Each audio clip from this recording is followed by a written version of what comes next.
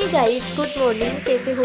I hope आप सभी अच्छे होंगे, स्वस्थ होंगे और मस्त होंगे। सुबह की शुरुआत होती है 4 बजे वाले अलार्म से। सेकंड अलार्म के साथ ही मैं उठ जाती हूँ। 3:50 से मेरे अलार्म स्टार्ट होते हैं और समथिंग 5:30 तक हर 10 मिनट में मेरा अलार्म बजता है। तो उठ के मैंने सारे अलार्म बंद किए और मुँह धो के सीधा पढ़ने बैठ जाऊँगी। पहले मेरा रूटीन क्या था कि मैं 4 बजे उठ के पूरा काम करती थी और समथिंग 7 साढ़े 7 बजे लाइब्रेरी जाके स्टडी स्टार्ट करती थी। लेकिन मेरे सब्सक्राइबर्स ने मुझे कहा कि दीदी आप 4 बजे उठ के पढ़ाई किया करो, क्योंकि ब्रह्म मुहूर्त रहता है इस टाइम और शांत वातावरण में पढ़ाई अच्छी होती है और हमारा माइंड फ्रेश होता है, तो चीज़ों को जल्दी कैचअप कर लेता है। तो मैंने सोचा कि इस टाइम पढ़ाई की जाए, तो मैंने अपना रूटीन थोड़ा-सा चेंज किया है।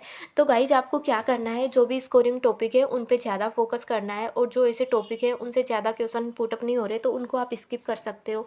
और पीवाईक्यू से रिलेटेड बहुत सारे क्वेश्चन आ रहे थे, तो पीवाईक्यू के लिए कौन-सी बुक फ़ॉलो करें, तो पीवाईक्यू के लिए मैं दिशा एप्लीकेशन की बुक फ़ॉलो कर रही हूँ और आप भी उस बुक को फ़ॉलो कर सकते हैं, बेस्ट बुक है। इसके बाद में बात करें तो आपको सेकंड ग्रेड के पुराने पेपर भी निकालने हैं। पुराने पेपर निकालने से क्या फ़ायदा होने वाला है कि है ना, काफ़ी बार आरपीएससी मतलब क्वेश्चन रिपीट करती है, तो उससे भी फ़ायदा होगा और है ना, पुराने पेपर लगाने से हमें ये भी पता चल जाएगा कि क्वेश्चन कहाँ से पुट अप हो रहा है।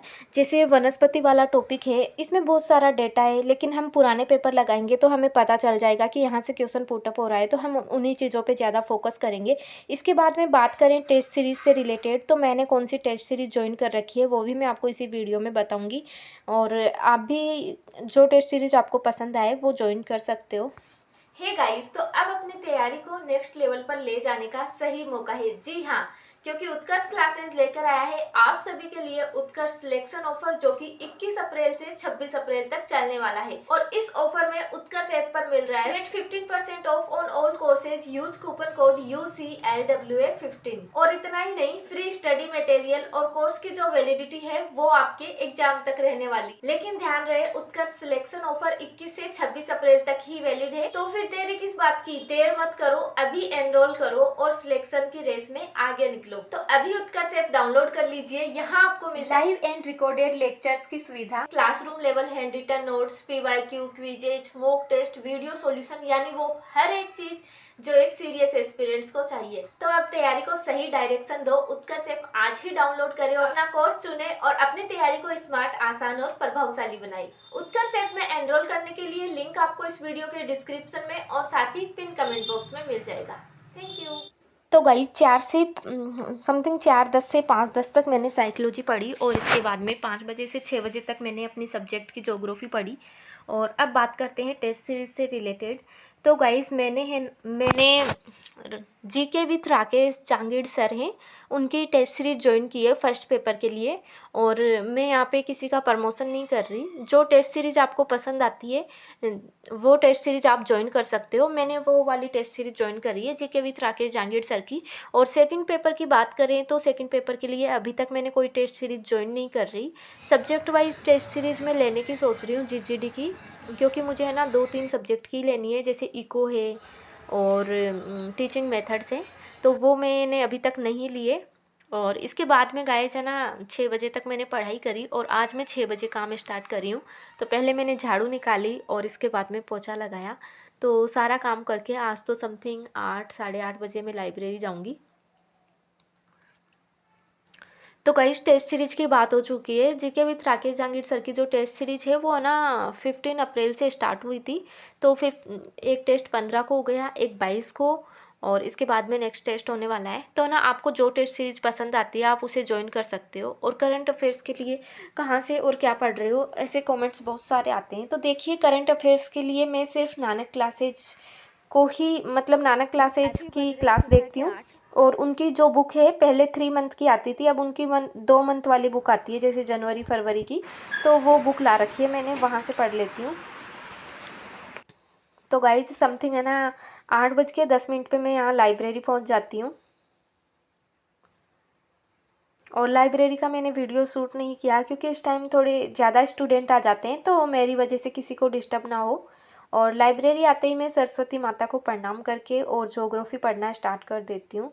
तो ज्योग्राफी में मैं यहाँ पे वन और वनस्पति वाला टॉपिक पढ़ रही हूँ। ये टॉपिक फर्स्ट पेपर में भी है और सब्जेक्ट में भी है, मेरे दोनों में ही काम आएगा।